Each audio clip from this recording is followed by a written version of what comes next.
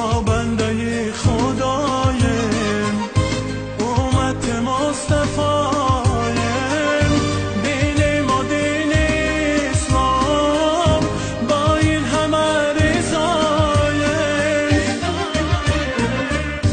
کتاب ما قرآن است، برای ما برهان است، بر جانب محمد نامزد از آسمان است.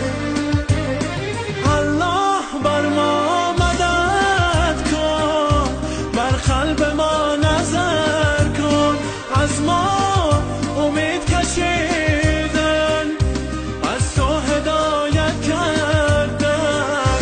بازگویم ای برادر، جان مادران و خواهر، خوانیم فرض و سنت، توکل بر قیامت. خوانیم فرض حق را، سنت مصطفی را، شافع راز بشر. پیغمبر چو گوهر